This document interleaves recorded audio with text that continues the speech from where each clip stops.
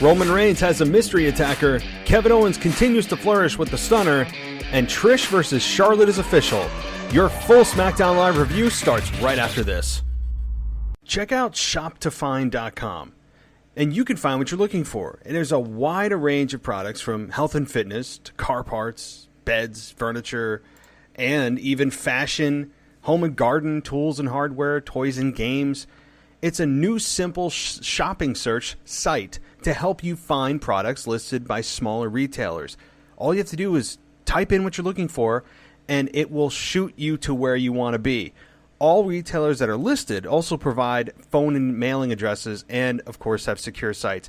This website does not collect personal data from shoppers, and the entire site is SSL secure. So, again, that is shoptofind.com. Pretty easy, right? Shoptofind.com, and find what you're looking for today.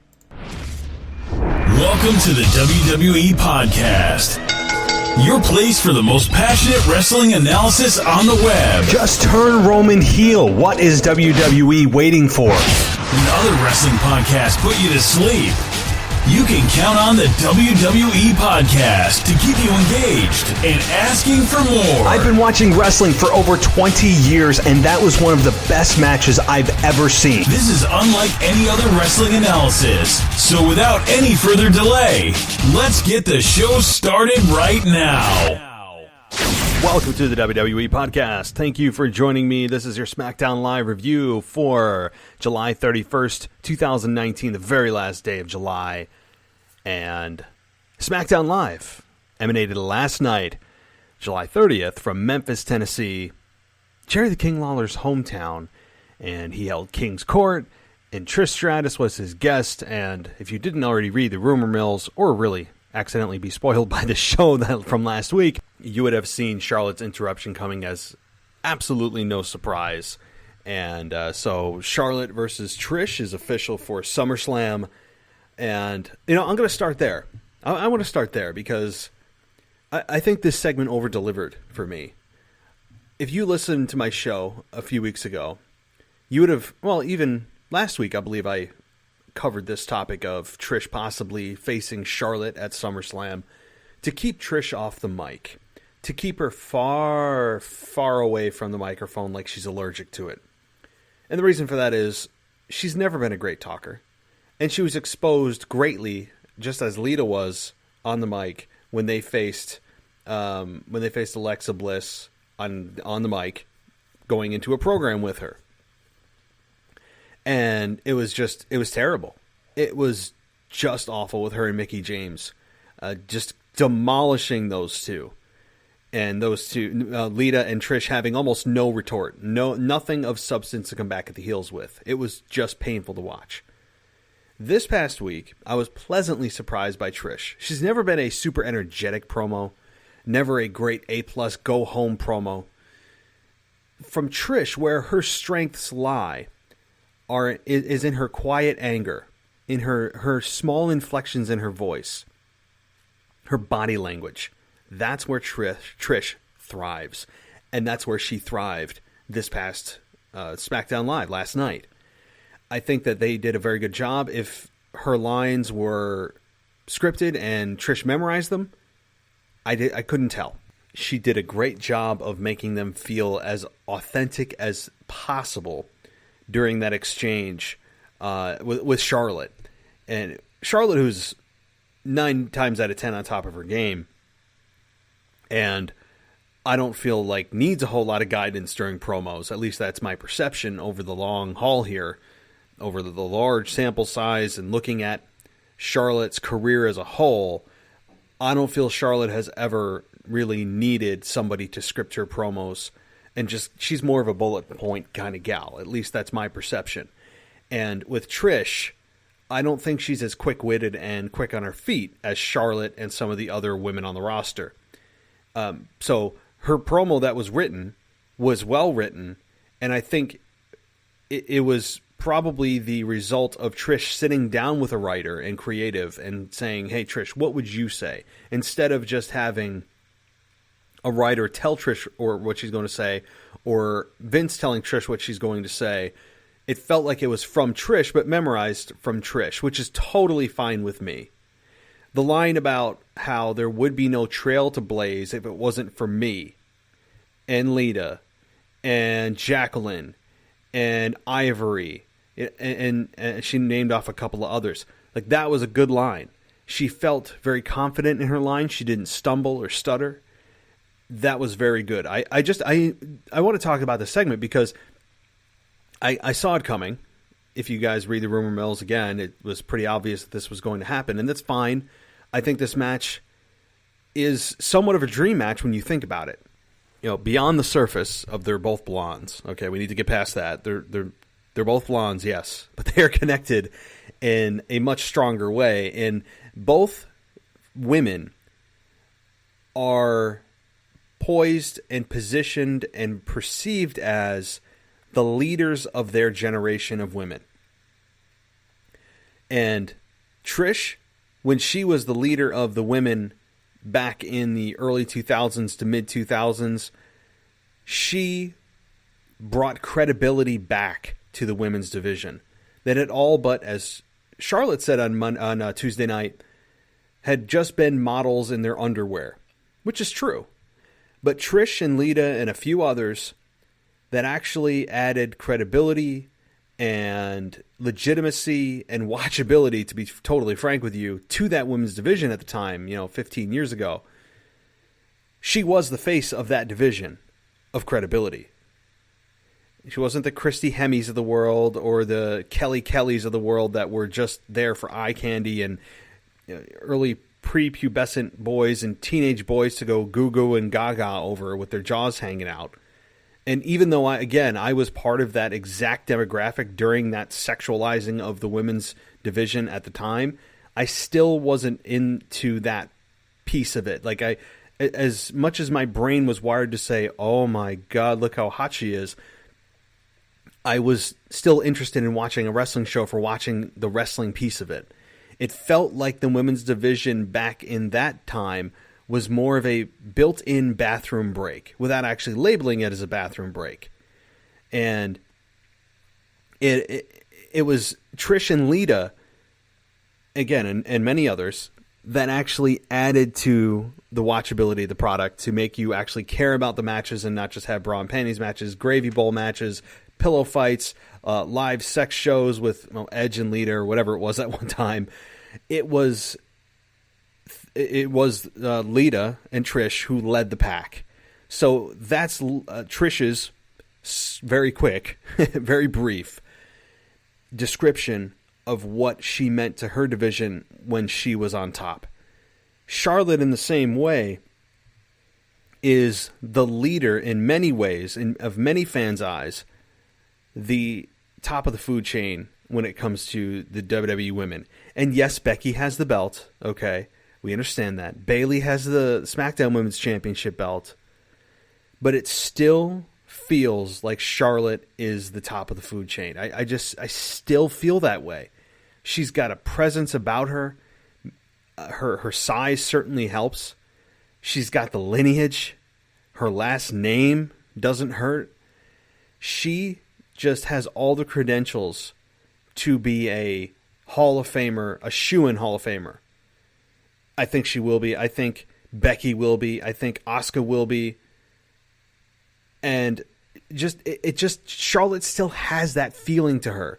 As much as I don't want to see Charlotte have a 4-year reign with the SmackDown Women's Championship or Raw Women's Championship, it's a credit to her to make the fans feel as if she is still at the top of the food chain, even if she doesn't have the gold to show it.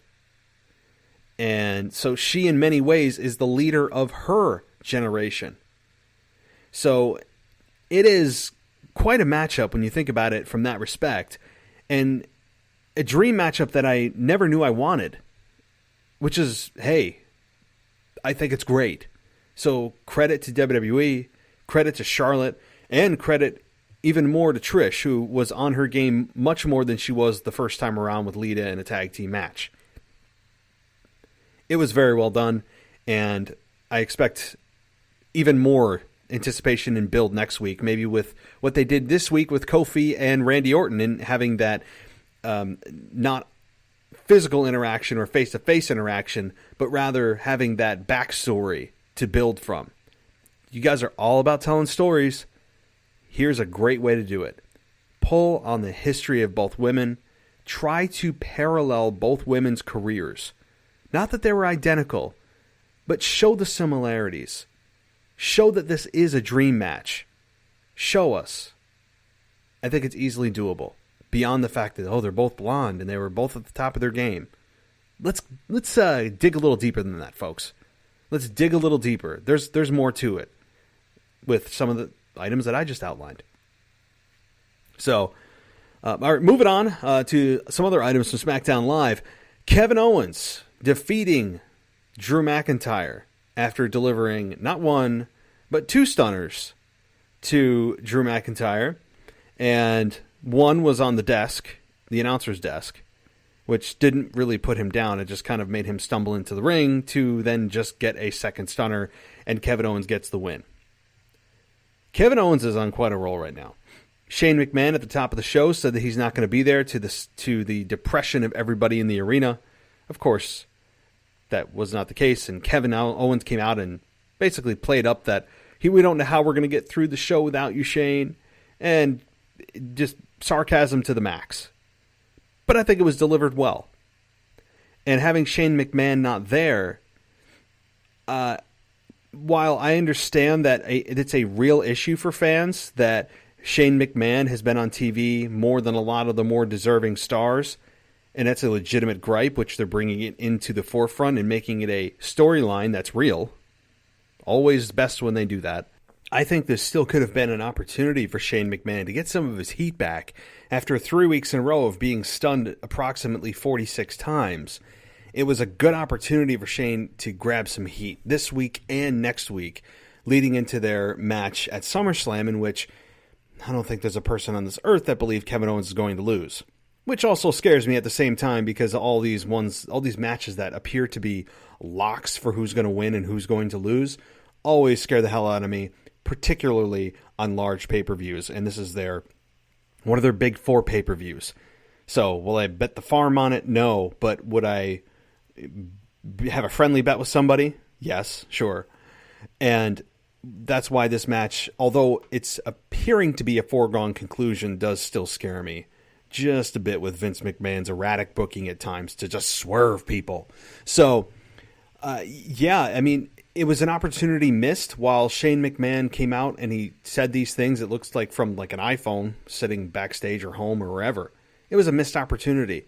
And I was hoping when Shane McMahon said that, it would be a straight out lie from Shane, and he shows up and batters Kevin Owens with a chair, or has someone else do his dirty work or whatever, or maybe a couple of low blows, and Shane McMahon just beats down Kevin Owens and disrespects him, something like that, to get the heat back. Because I've already seen Kevin Owens beat the holy hell out of Shane McMahon for the last 3 weeks. So why would I want to watch SummerSlam to see him do it again? I mean, Shane McMahon's a good heel, but again, it's just storytelling 101. You want the heel to get the one-up on the babyface. And again, this is just a general rule of thumb. Doesn't have to happen for every storyline. I understand that. But a general rule of thumb is that you want your audience to pay to watch the babyface overcome the heel and give the heel what he's got coming to him. Instead of just blowing the steam off, not 1 week in a row, not 2 weeks in a row, but 3 weeks in a row of Kevin Owens hitting the stunner on Shane McMahon multiple times. And again, I'm a fan of the stunner. I'm a fan of Kevin Owens stunning Shane McMahon. I love watching it. But my interest level for it is starting to diminish because I've already seen it. Okay, well, we've seen Kevin Owens do it. That's cool. I guess, well, we'll see him do it again. I'd watch it, but I wouldn't, buy the network for that.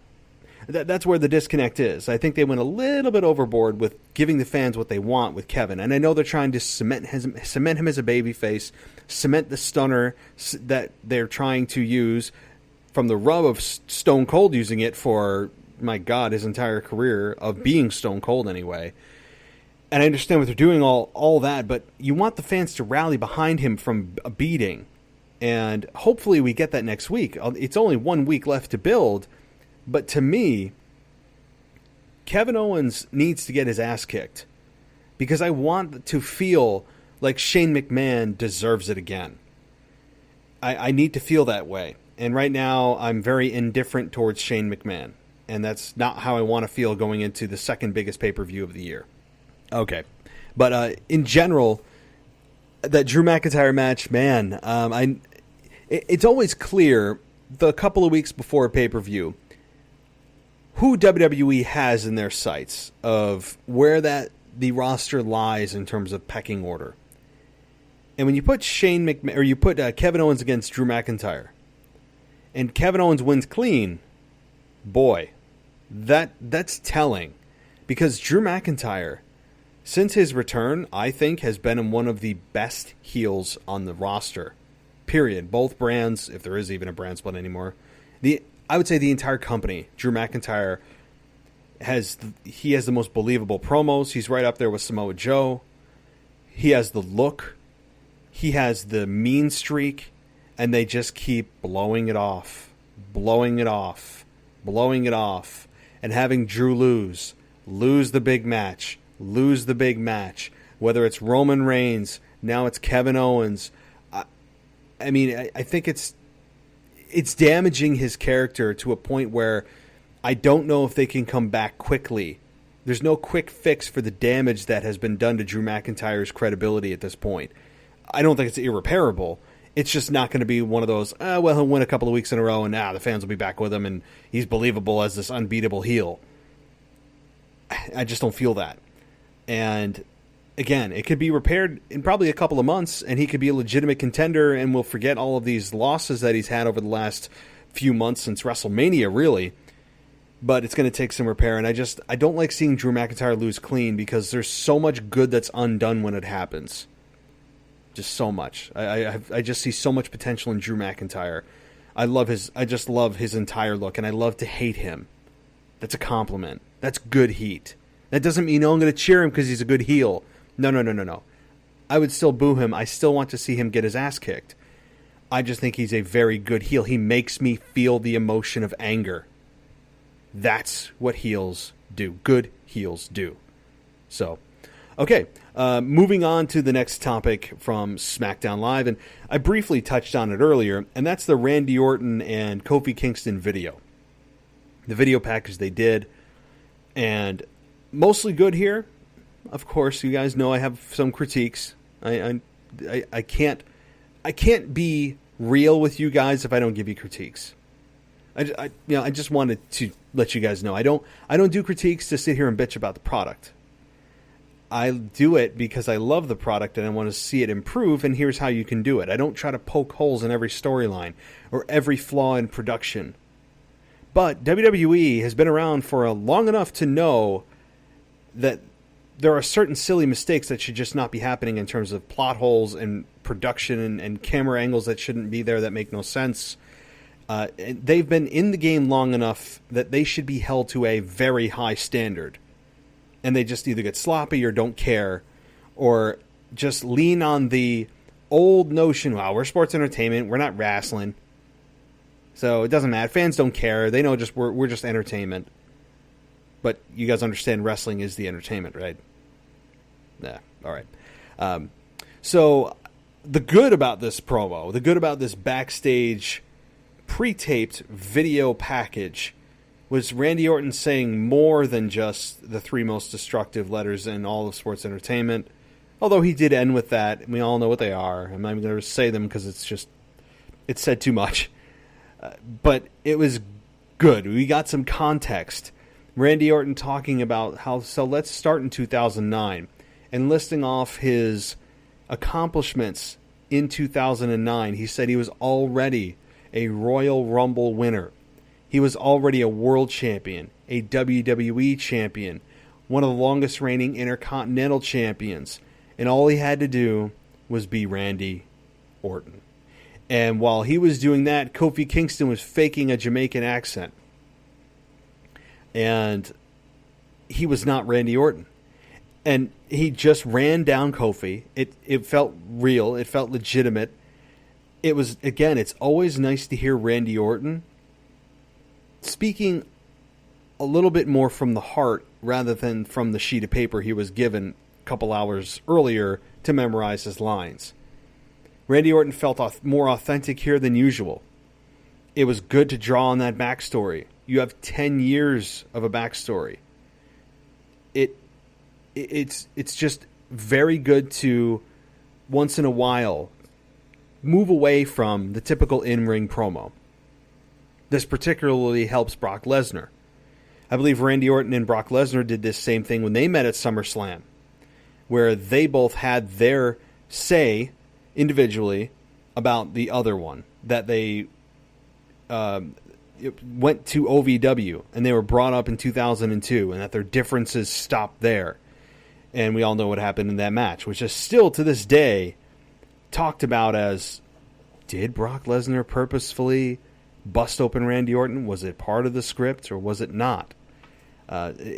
So that's a fascinating match that maybe I'll dissect someday too. But it's like the Randy Orton special of doing backstage pre-taped video package promos before SummerSlam. I don't know. I'm sure it's just coincidence, but I just somehow drew that parallel in my brain right now. But I'm excited for this program. They both, again, can turn it on when they want to turn it on. And I've said this before. I will say it again. The quality of this match is going to be dependent on two things. It will be dependent on how long they're given in terms of minutes. And more importantly, how driven is Randy Orton? Is Randy Orton going to give us the Randy Orton special? Kind of, well, it's same old Randy. It's like you walk in the restaurant, you know the guy, he's been there so many times, you just say, hey, buddy, you want the usual? It's similar to that. And maybe Randy Orton walks in this restaurant on August 11th, and when they ask him if he wants the usual, he may say, not today. I'm going to try something different. Maybe that's the case. Kind of a weird analogy. I don't know why. I think I'm hungry. I'm talking about restaurants. Maybe that is what Randy does. I know that we all know that Randy Orton and Kofi Kingston are close in real life. Maybe he does have that extra motivation to help Kofi Kingston at this point in his career. Or maybe, again, Randy Orton, who doesn't even have to try to have a good match. So, is it the usual 2.5 to 3 star Randy match? Or do we get a motivated 3.5 to 4 star Randy Orton Kofi Kingston match? That's the question. And how much time is given. But right now, beyond that, beyond the motivation of Randy Orton, my question is, to you guys, are you interested in this program? Do you remember back in 2009? Do you remember the match they were talking about? That was a match that was supposed to propel Kofi Kingston to that next level. And as Kofi said last week on SmackDown Live, it never did. Because he said Randy Orton used his influence to keep him down. Maybe there's a shred of truth in that. Maybe not. Most likely, I would think not, but I wouldn't. Randy Orton is the kind of guy that, yes, it's part of a story, but you actually wouldn't put that past his real life persona.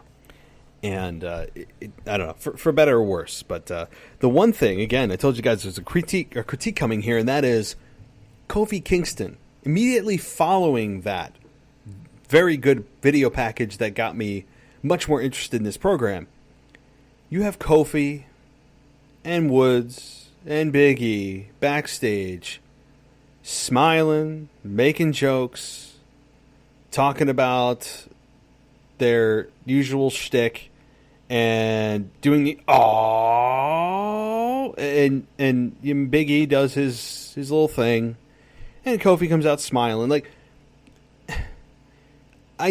in order for me to care about this program on both ends, I need Kofi to care. And we got a much more serious Kofi last week, I get that. But if you just watched everything that Randy Orton said about you, are you really going to stand there and want to play, have fun in games? I mean, the New Day destroyed commentary last week. They absolutely killed it, and I don't mean that in a good way. I'm saying they hurt commentary in a big way. being lighthearted at times they needed to be serious. I just don't like the New Day on commentary in general. They are too goofy and wacky and zany and sarcastic when they don't need to be, because it's all about getting themselves over, when they should be worried about actually trying to legitimize what's going on inside the ring. It's almost as if they're mocking their own sport when they're on the commentary booth. It's bizarre. But for Kofi to just come out there and do that, and we get a shot backstage of him just pretending like nothing happened. Come on. You just had your opponent bury you for a 3 or 4 minute video package. You've got nothing to say? Beyond jokes? It makes no sense. And this is an ongoing issue with Kofi Kingston and, to be honest with you, others. Because how many times do you have somebody lose a championship, lose a big match, and they just come out and like nothing's going on, nothing's happened before, come out like it's just another day at the office? It can't be. How can it be? We're all supposed to believe this is your dream to be in WWE. It's your childhood dream to be in WWE. Oh my God. WWE is the end-all be-all. It is heaven on earth. And I get here, and then I lose a big match, but oh, shucks, it's okay. I'm back out here for the next night. I have a short memory. I mean, come on. It makes no sense. And Kofi is probably Exhibit A and the guiltiest of them all here. But, all right. Moving on down the line here. Talk a little bit about this Bayley Ember Moon relationship.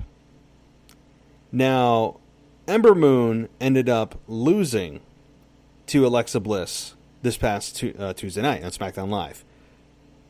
Relatively cleanly, if I might add. Finally, Alexa Bliss gets a victory with Twisted Bliss. When's the last time that happened?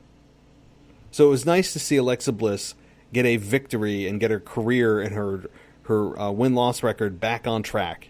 Good. Yay.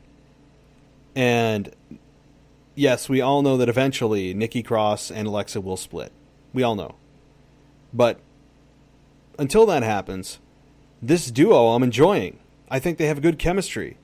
I think that these two have more to do than they've done already. So would I put the split at SummerSlam? I probably wouldn't. I'd actually string this out a little longer if they were going to play at SummerSlam. I wouldn't keep them till the end of the year. Maybe till, I don't know, the October pay-per-view. Believe it's Hell in a Cell or whatever gimmicky thing they have. I wouldn't go too much longer, but another month to 2 months is feasible. And then have Alexa turn on Nikki or Nikki turn on Alexa, whatever. Who wants to play what role? Maybe it'll be Nikki turning on Alexa. I mean, you just don't know. But my point about this was, A, we had Alexa win a match. That's a start. B, we had Ember Moon lose as she approaches SummerSlam. So now Alexa can have a claim to the number one contendership by beating Ember Moon, who also has a championship match at SummerSlam. So do they make this a triple threat? Or a fatal four-way? I could see WWE doing that, because now Alexa has a claim to the number one contendership. Bayley, to me, is the bigger issue here. She's what I really want to discuss.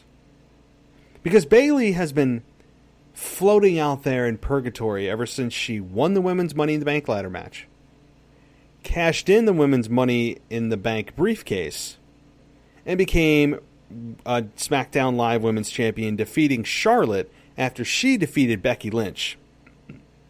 And since that time, Bayley's reactions from the audience have been just slowly going down and down and down and down, to quieter, to starting to boo. She's got a lot of issues right now. WWE, if they are trying to continue to cast her as a babyface, need to be very, very careful. They are on the brink of the fans turning on Bayley. Again, by the way. Again.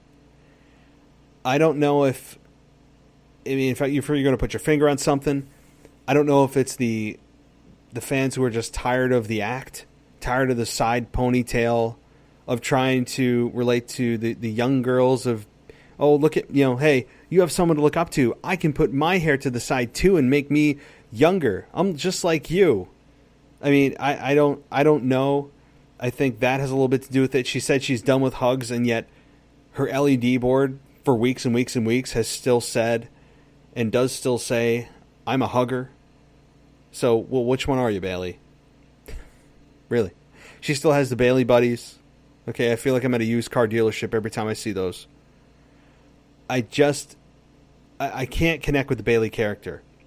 From this shy little girl that was in NXT, the little engine that could became the big engine that thought she could. And Bayley's got a little bit too much confidence right now. I think she could be a good heel, to be totally honest with you. I think turning Bayley heel would be the right thing for her career. Because right now, this main roster version of Bayley is all but endearing and all but inspiring. She is, right now, the epitome of a babyface trying to cling on for dear life and trying to just scrape on and hold on to every cheer. Her reactions are getting worse and worse and worse.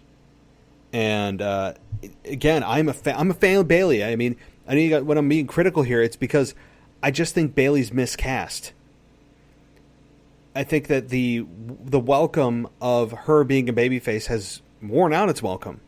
And if WWE thought that just shocking everybody, shocking the world, and having her win the Money in the Bank women's briefcase, and then cash it in that same night and become SmackDown Live Women's Champion would be the end-all, cure-all, well, it got people's attention. Most anybody I spoke to before and during that week did not predict Bayley to do either. So, yes, it was a shock, and I think some fans were hopeful that, hey, this is the revitalization that her career needed. But here's the thing. This is just an age-old adage that I believe in firmly. The belt doesn't make the person makes the belt. And with that thinking, that short-term shock thinking, it was, let's put the belt on Bayley. It'll make her relevant. It'll get the fans behind her. Nobody sees it coming. Okay, you won the nobody saw it coming battle. But did you really win the it's going to change Bayley's character and the fans are going to rally behind her long-term thinking? No. Because Bayley is essentially the same kind of overconfident, almost condescending at times, character. And I just think at this point they probably should turn her heel. It would be a hell of an experiment. A hell of an experiment to see Bayley, when you think about what she was in NXT, to see her heel. That would be I would love to see it. Do I think it's going to happen? Probably not. She does have a very solid young girl following that all put their ponytails the same way Bayley does. But as a grown-ass man, I just can't relate with this wannabe little girl that's in a grown woman's body and is overconfident for no particular reason. It's hard for me to relate to that character. And her promos also kind of reflect that as well, as kind of an arrogance. But I don't need that from Bayley. But as a heel, go for it. But again, on SmackDown Live, Bayley ends up giving Ember Moon the Bayley to Belly as a payback for last week when Ember Moon gave Bayley the Eclipse. So, as Bayley said when she was going up the ramp, now we're even Steven. Who says that, by the way? Even Steven. Oh, boy. I mean, that's I think I might have said that the last time in 5th grade. I mean, I'm being real. I may have said that exact phrase when I was in 5th grade. That may have been the last time. Even Steven. It just, I don't know. Bayley's got some awkward quirks about her. I'll just say that. Again, I'm a Bayley fan, and I'd have her on my roster in a second. There's just something that needs to change. Just something needs to be changing. Maybe it's her entrance. Maybe it's the silly side ponytail that is cringeworthy and is transparently corporate, if that even makes sense. Can you actually have a hairstyle that's corporate? Yes, you can. Yes, you can. And how is by taking her hair and making sure that it fits her little emoji character that they put on the screen when she enters the ring, and making sure that it's able to be put on a t-shirt so some 8-year-old little girl can go, "Ooh, I can do that. That's something I can do. Now I'm just like Bayley." I can't stand those kinds of characters. So you wrap this all together. It comes down to this babyface version of Bayley is starting to sink. And she is sinking quickly. Does Sasha Banks come back? I think the answer to that is yes. But is she coming back in support of Bayley, or is she coming back as a rival to Bayley? My guess is that we get our answer at SummerSlam when Sasha returns. That's my guess. If Sasha returns. No, I haven't heard anything, but that's my guess. When most people expected her to show up at the last pay-per-view, and I did too, I think that this return and surprise return could be saved for SummerSlam. Okay, moving down the line here, I did want to talk Daniel Bryan, who continues to give us the silent treatment. He's Chris Jerichoing us from 2012, or whatever the hell. He came out and said nothing week after week after week, which is just what's supposed to be annoying and pissing people off. And I guess it's doing the job. I mean, but you're really just going to pay Daniel Bryan to show up week after week on SmackDown Live and just say nothing. I mean, maybe he's hurt, and that's the case. And maybe they're just buying themselves time to have Bryan heal his body. And if that's the case, that's fine. I'm all on board for that. Anytime you can give these guys and gals time off to rest their bodies, minds, and souls, I'm full support of that. Full support. So, all right. Moving down the line here, we also on SmackDown Live had a Shinsuke Nakamura versus Ali match. This was a non-title match, and it ended with Ali winning. And how did Ali win? Anybody? Anybody out there? Just take a wild guess. You'll never, ever, ever get it. Yeah, it was... Wow, you got it. He won with a small package, a roll-up. When the heck is the last time WWE did that? I'm telling you, I just don't know when they get on these kicks. Why they get on these kicks of finishes ending in DQ. That used to be the large booking crutch. Now it's the small package. Because if the babyface wins, it's, oh wow, what a resourceful human being, what a resourceful competitor to be able to, come up with that wrestling maneuver. If you're a heel, it's, oh, what a lucky win. I mean, so it can be narrated both ways, but it's being overused a lot. So Ali wins this match, puts him in contention for the Intercontinental Championship, which is really the only reason that this actually happened. But I'm fine with it. I think given, again, enough time, these two could have a very, very good match, assuming at SummerSlam. All right, we had Kofi Kingston versus AJ Styles, by the way. Kofi Kingston won this after he hit Trouble in Paradise on AJ when he went for, presumably, the Phenomenal Forearm. And Big E and Woods dropped Gallows and Anderson at ringside. So once again, we got a Kofi Kingston win, who continues to ride this wave of win after win after win after win after win. My question, and I could be wrong, I'm sure the Twitter police will let me know, has Kofi Kingston lost a match since he won at WrestleMania? I want to say no. I really do. I really do. So, I mean, good for him. Good for Kofi. I think that he is right now in a good place in his career. He better relish every second, because eventually this fairy tale will come crashing down and he will wake up from it. It's going to. It's a fact. So if I were him, and I'm sure he is, relish every second. as the WWE champion.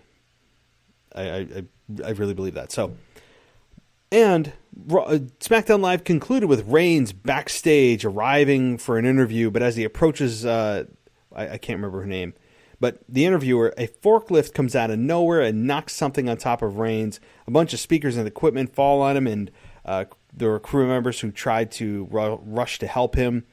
Reigns appeared to be okay. He declined medical attention, and it looks like that we aren't going to hear from Reigns about who his SummerSlam opponent will be. So, if you didn't know or didn't hear my theory, my very proven theory that is a hypothesis at this point, it's an educated guess.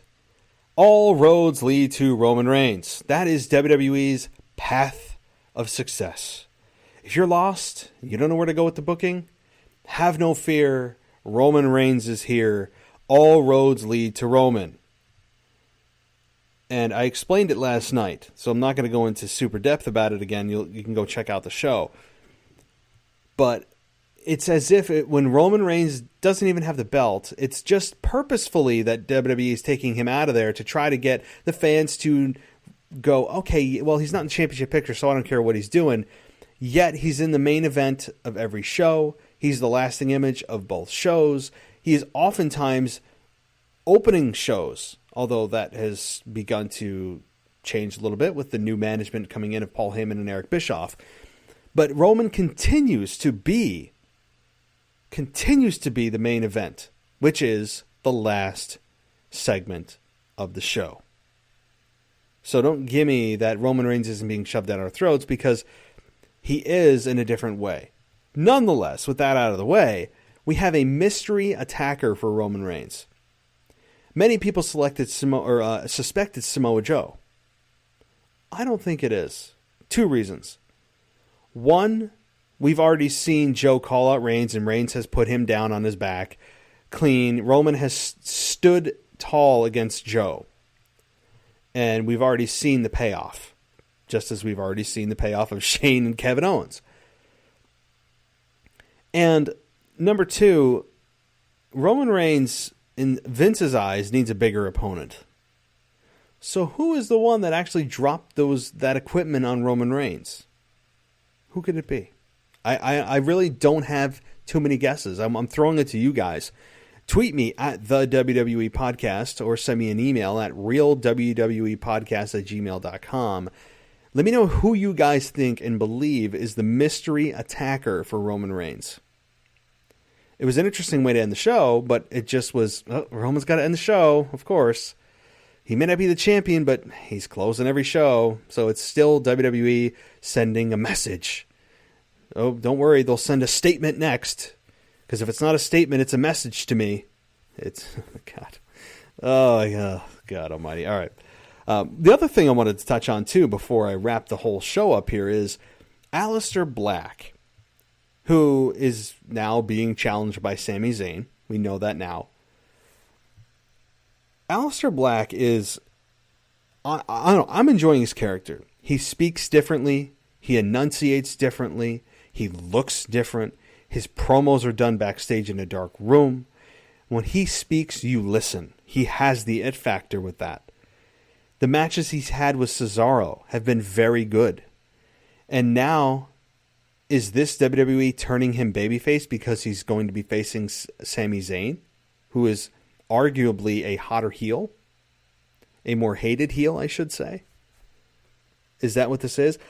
I think, unfortunately, this is just another L in the loss column for Sami Zayn, who is the next sacrificial pig up, or sacrificial lamb, pick your animal. He is the next sacrificial lamb for the ascent of Aleister Black. I don't know why it needs to be Sami Zayn. Both are technically heels. Sami needs a win in the worst way, and he's not going to get it up against a up-and-coming rising star. It's just not going to happen. I miss him being the critic of the critics coming out. I don't know what the electric chair segment was a month or 2 or 3 months ago, whatever that was.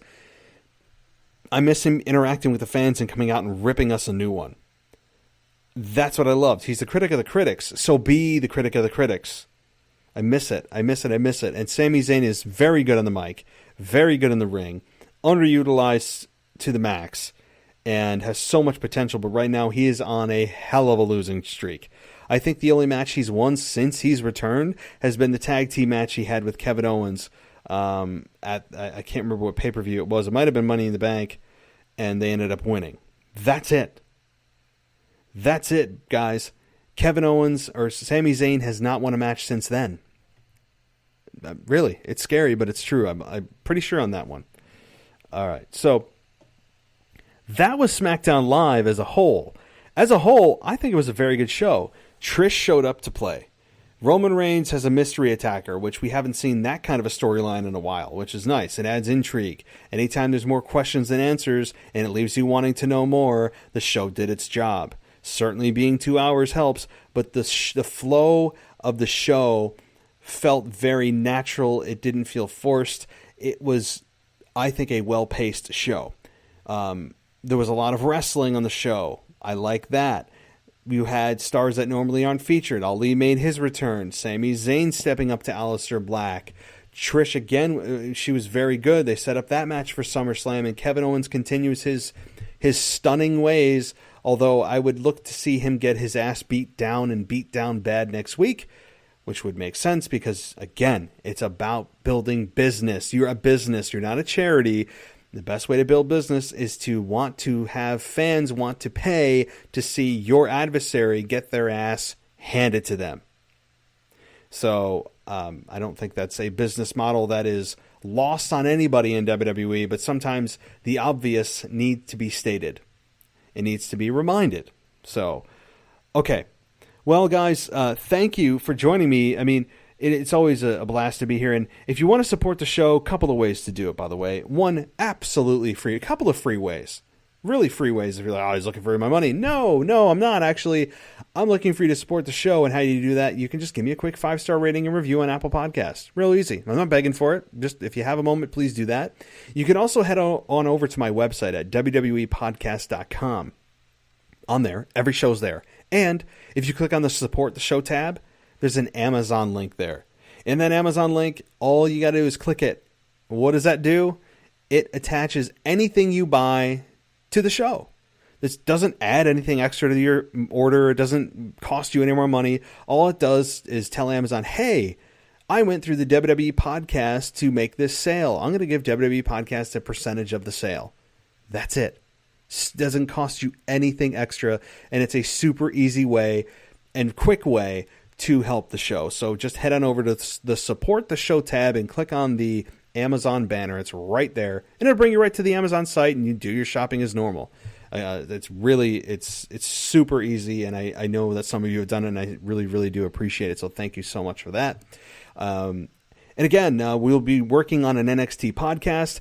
I'm considering, there's a key word, considering doing an AEW podcast come this fall.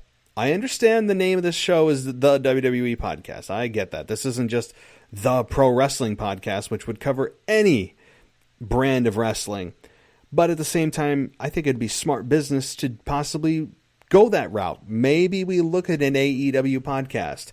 So if that's the case, and you are still with me here, if you're interested in doing an AEW review podcast come this fall, when AEW debuts on TV and they have pay-per-views still ongoing, if you're interested in being a host of your own AEW podcast, and it would just be under the WWE podcast umbrella, but you could host your own show, give your thoughts, you can bring on your own co-hosts, let me know. Shoot me an email at realwwepodcast@gmail.com, or again, or on Twitter at the WWE Podcast.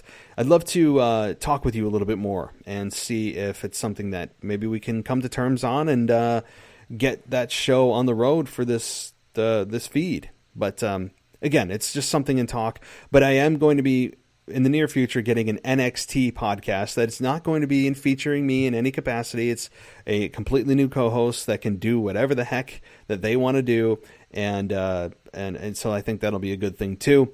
And so that's it, guys. Tomorrow, again, don't forget, I'll be back with my co-host, and we will be discussing everything that is this week in WWE. You're not going to want to miss this one as we creep closer to SummerSlam, which is just under 2 weeks away. So, guys, thank you so much for listening, and as always, I'll talk to you next time.